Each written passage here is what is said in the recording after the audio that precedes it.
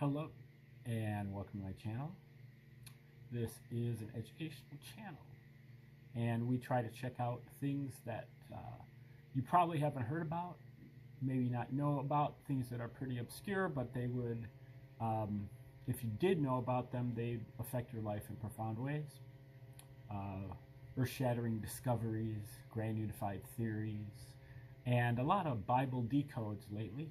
I believe this is number 196, and all of them from the New Testament.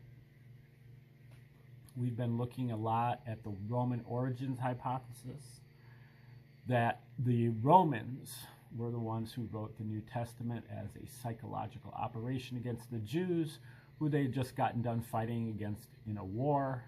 Both of the two main emperors, Vespasian and Titus of the Flavian dynasty from 69 to 96 AD, were veterans of that war, and they were tired of all of this Jewish zealousness and militance, and so they proposed instead a Jewish Messiah who was a Prince of Peace and believed in rendering unto Caesar what is Caesar's.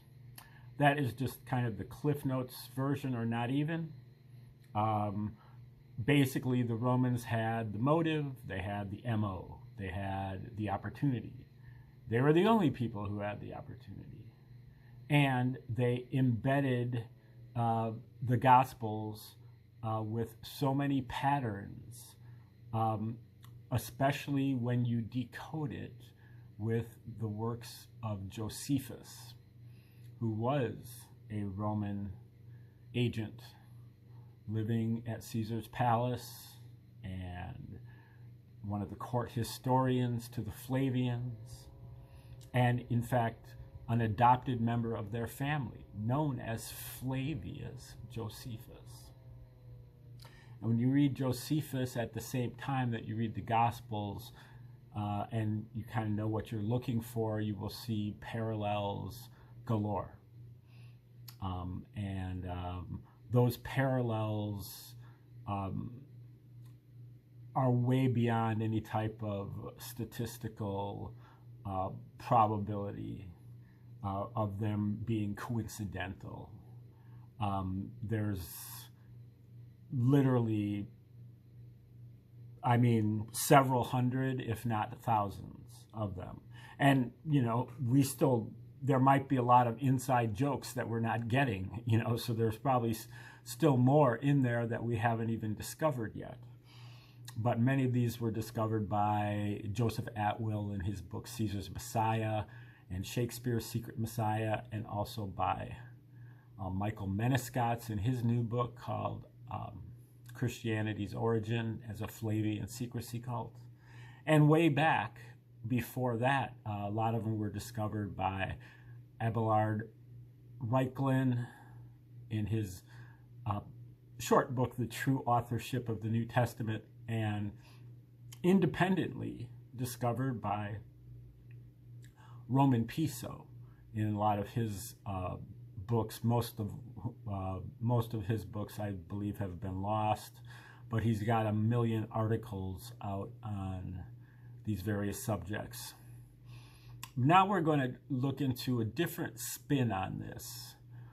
And this is a book from Thys Voskuilen, V-O-S-K-U-I-L-E-N,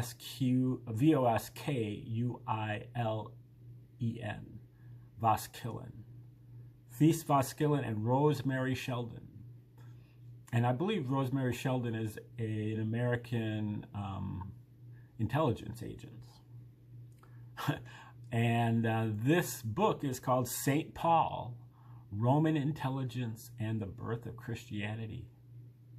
So this book is basically arguing that Paul, who is even more of a Roman, pro-Roman than Jesus is, and even more anti-Jewish than Jesus is, that they're arguing that he was a Roman spy. And we're going to try to see how much light the Roman origins hypothesis spreads on this. because these authors are not aware of that. But they certainly could tell that there's something fishy going on with why these Jews are so pro-Roman and so anti-Jewish. So they could see that there was something going on. This book came out in 2008. Now,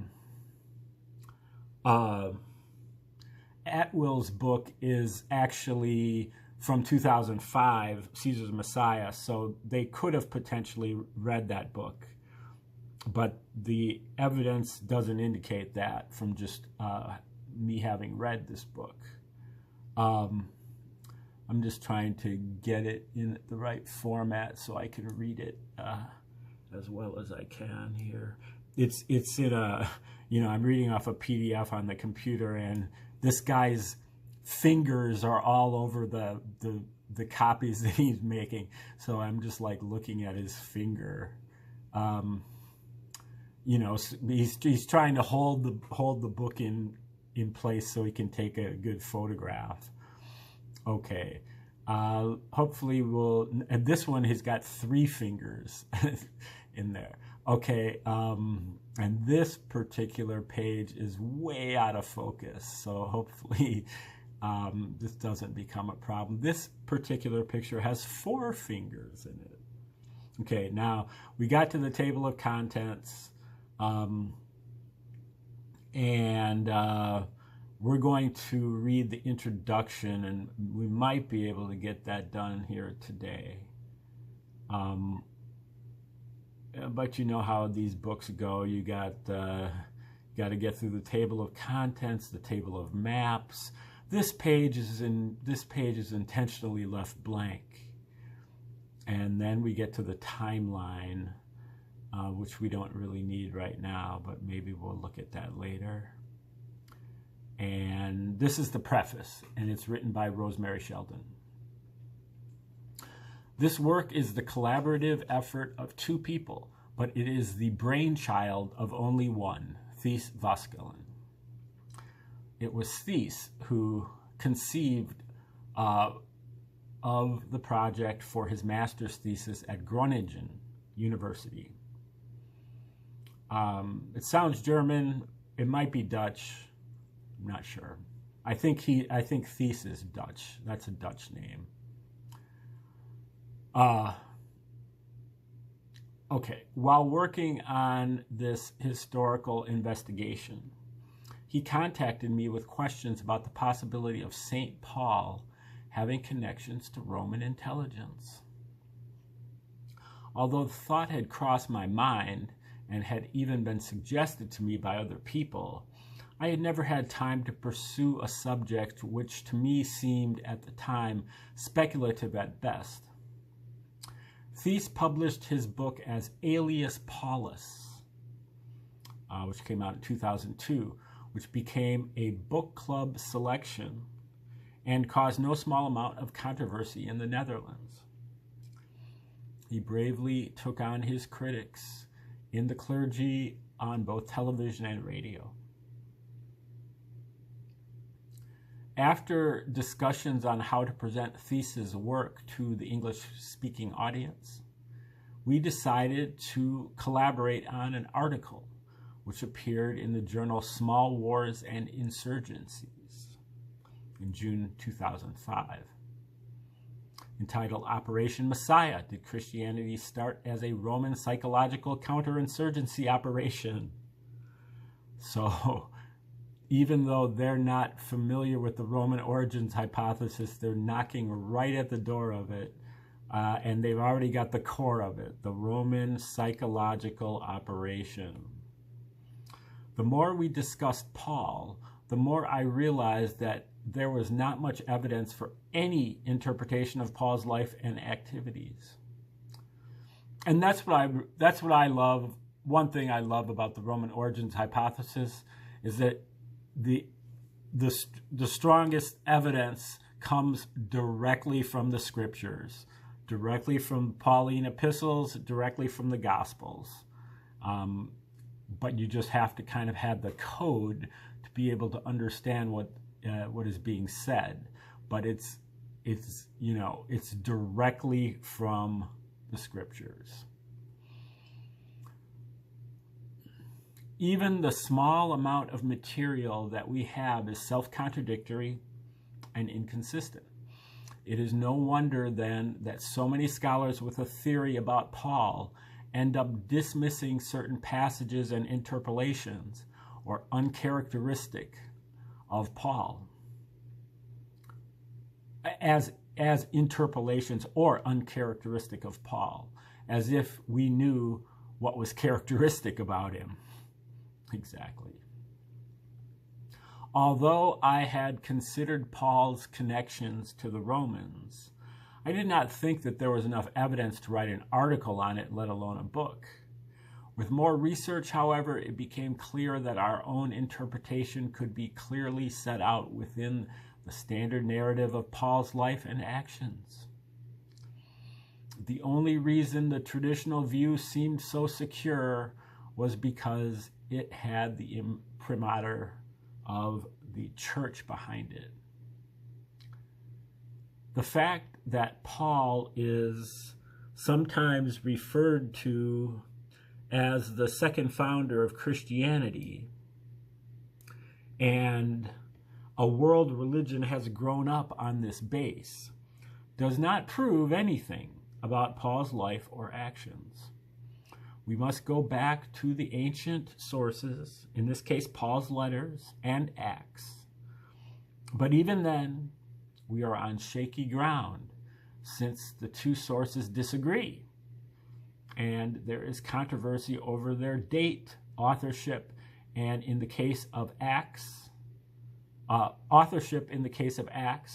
and reliability. And she maybe at this time, 15, 17 years ago, this is not an issue, but at this point, at least 6 of Paul's epistles are questionable authorship, whether he wrote them or not. I think there's only 7 of them that, most scholars believe that are actually from him. Anyway, that's just stepping into the fantasy world that these people actually even existed. Okay, so one of Thies's professors was Professor Frank Ankerschmidt, author of Denken over Geschiedenis in Thinking About History, which came out in 1986. He said 2 things which became vitally important to Thies's work and are the guiding principles of this book. The first is that a religious explanation for a historical event is irrational and therefore inadmissible. God explains everything for the religious, but it explains nothing at all historically. So with regard to Paul, for his conversion and prison escapes, you have to come up with other explanations than supernatural ones. And yes, I agree wholeheartedly. Occam's razor, you can't keep coming up with religious explanations. If you're attempting or pretending that, this is not all based on your faith. If you're trying to back up your faith with something tangible, then you have to get away from the religious explanations. If you want to be just religious about it and just say, oh yeah, well that's what I believe, I know there's not any evidence, but I still believe it, that's fine. But if you say, this is what I believe because there's evidence, and you keep resorting to religious explanations. Okay, secondly, you cannot hold historical actors responsible for the long-term consequences of their actions. They did not necessarily intend what happened as a result of them. For example, stockbrokers did not want the crash of 1929, even though they caused it with their actions. We could not have written this book unless we were in complete agreement about the scientific approach to the narrative. It is not coincidental that the most critical school of scholarship on Paul's letters comes from the Dutch side. I believe we walk in that tradition. We have collaborated completely on the narrative. I have provided a bit of English language guidance, help with the footnotes and the Greek translations, but thesis argument still rings clear throughout the book. It is outside the scope of this work to get into the more abstruse aspects of textual criticism, but we have certainly consulted many more critical sources than could be listed in a select bibliography. People have written 800-page commentaries on one of Paul's letters. How much less possible is it to discuss Paul's career and writing in 300? And I think this book is actually only like 225 or something. This project has given me the opportunity to speculate a little more than usual about an ancient narrative. Thies, as a writer and translator, has the luxury of leaping forward where professional historians might fear to tread. But he has hit upon a theme that appeals to many. It is ironic that even in the last year, while writing this book, total strangers have contacted me asking if I had ever considered the idea that St. Paul had worked for the Romans, not even knowing that I was working on such a book. It is an idea that has intrigued many and should be explored. Now, that sounds like an op. She might be the victim of an op. Okay, so it is an idea that has intrigued many and should be explored. I agree with De Volkskrant, one of the largest newspapers in the Netherlands, when it wrote in a review of Vaskelin's thesis first book that it, quote, is an admirable and fascinating thought experiment. As one scholar recently wrote, the Bible belongs neither to pious guardians of theological orthodoxy nor to skeptical, historically minded scholars. The Bible belongs to the world and is wide open for interpretation. Other scholars and writers have suggested the idea that St. Paul was cooperating with the Romans to some extent. But we are the first to favor the possibility that his conversion and ensuing religious activities may have been faked from the beginning to the end. Moreover, we are the first to collect the evidence and marshal the arguments in a book-length treatment. Robert Eisenman has written, quote, his conclusions are based on thorough research, if taken seriously, will shake Western religious thought on its foundations. Frank Ankerschmidt has said, quote, Vaskelin's theory is very convincing. I read it in one session. It is a wonderful argument from a literary talent. I've never experienced anything like this. More traditional scholars and theologians will, of course, argue that we should leave Paul to the specialists. No less a scholar than Donald Atkinson has pointed out that anything printed that contradicts the standard biblical view invites a rabid response from biblical specialists. Their attitude is, keep off the grass. It's our turf. It is not public property. But Paul and other historical figures belong to us all. And we are allowed to speculate about his motives as long as we stay within the bounds of ancient evidence and cite secondary works accurately. We have tried to present our study with reference to the best in recent scholarship on Paul, but also to break the isolation of New Testament studies from other kinds of historical scholarship, especially the Roman Empire. Although we have refrained from scholarly name-dropping in the text itself, in the footnotes we have acknowledged, or in the notes, we have acknowledged our debt to the work of many scholars. If we have missed anyone, we can only fall back on the fact that the total corpus of Pauline studies has now far exceeded any one scholar's ability to read it all. We acknowledge our debt to all the authors we have cited, and we have tried to present their views accurately and to be tactful in our disagreement with them. All errors in fact or interpretation, however, remain entirely ours alone. We have enjoyed our collaboration immensely, and we hope readers will enjoy the results just as much. And that was written in 2007 by Colonel Rosemary Sheldon, Department of History, Virginia Military Institute in Lexington, Virginia.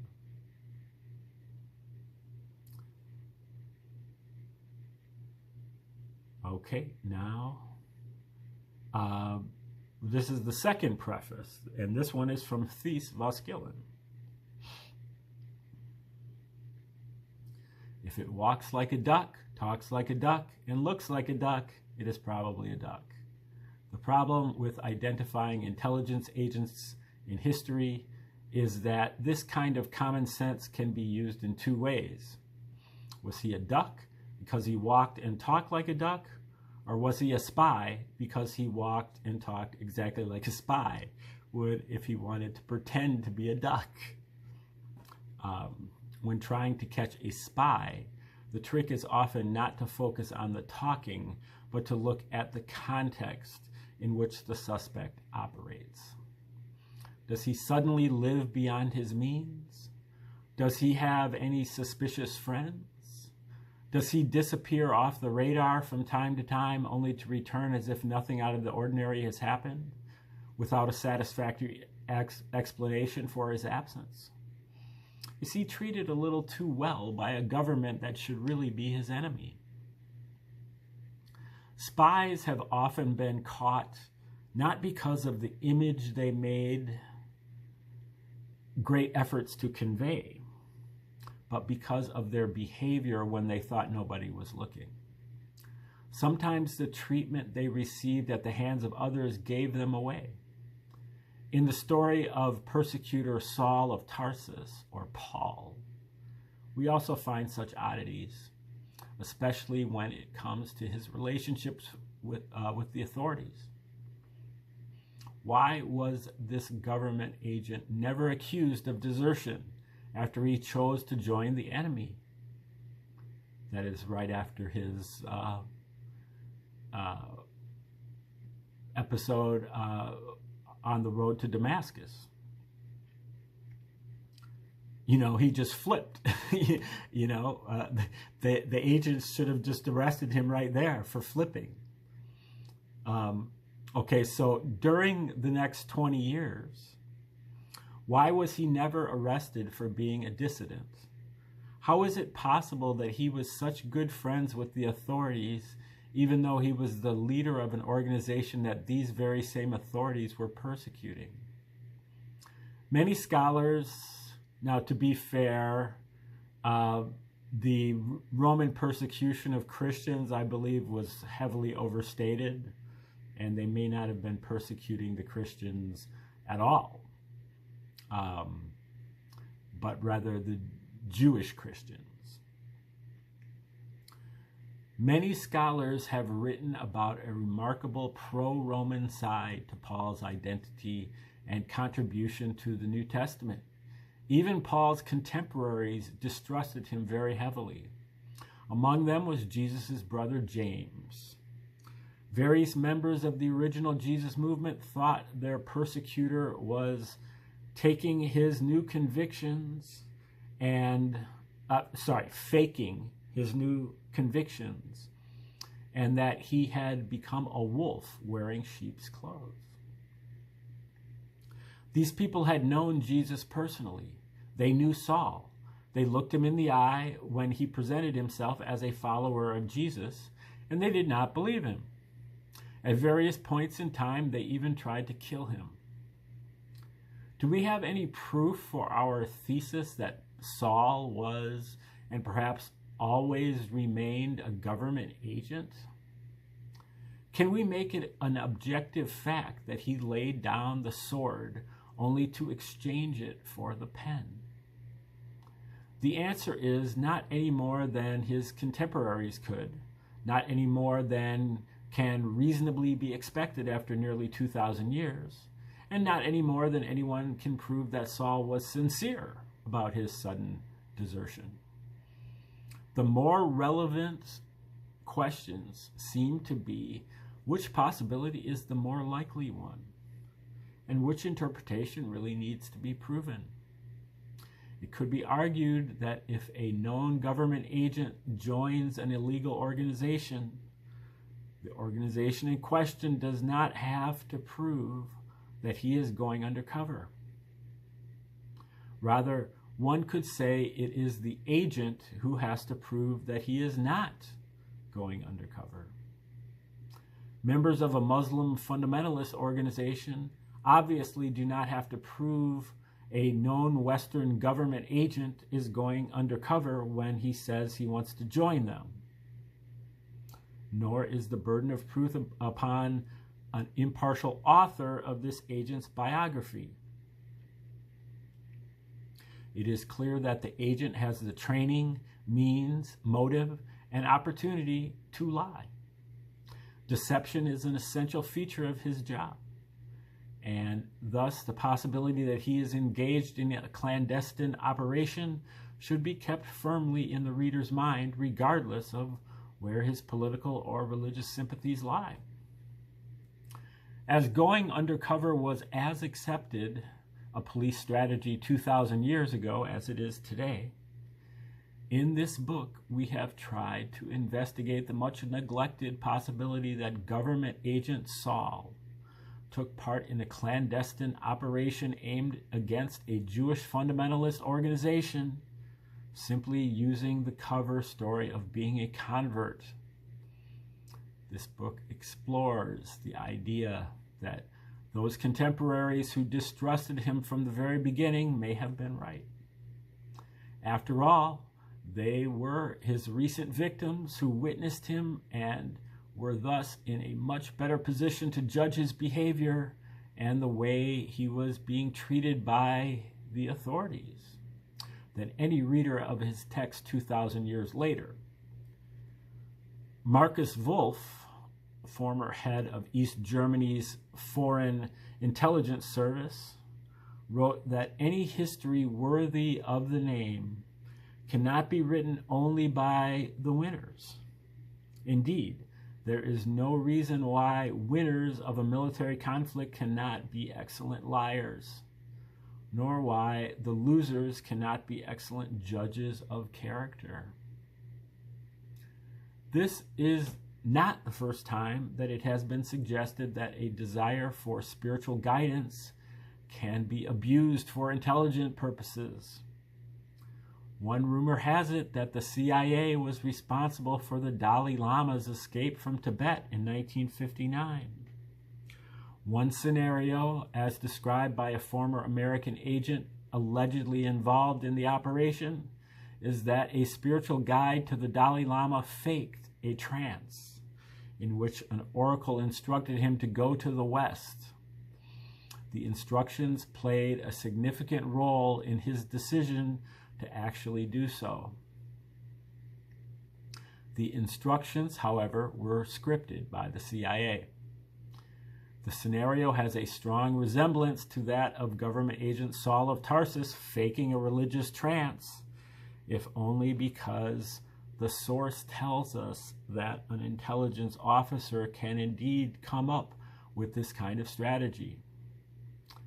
Now, it's very interesting that this almost the same scenario is in the case of Josephus, when he, went into a trance basically and predicted that Vespasian would one day become emperor, and then so he becomes, an agent of the Romans as opposed to an agent of the Jews.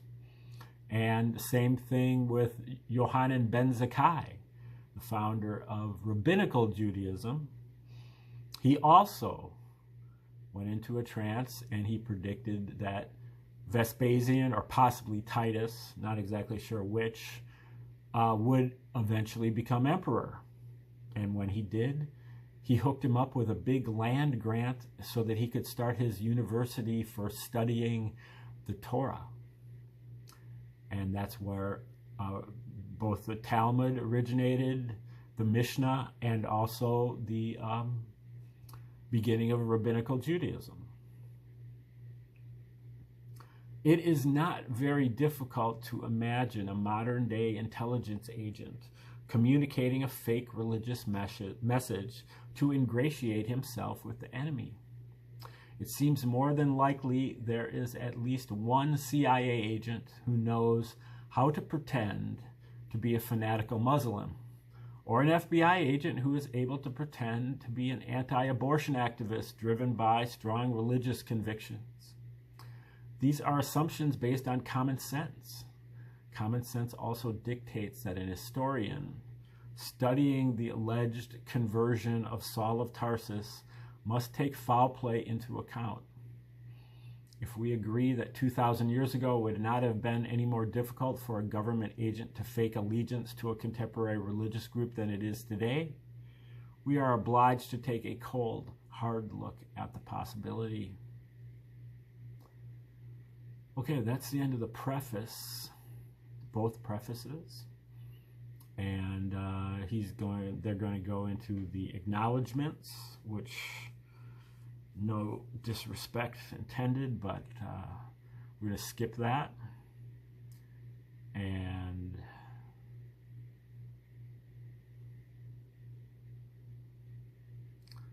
I guess both of them have a little bit of an acknowledgement section. And then we go through the abbreviations, which in these kind of books can go on for page after page after page.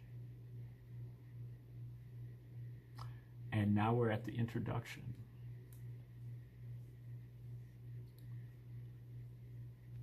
Let me see where we're at time-wise, if we want to really get this started here. Yeah, I think we're going to stop.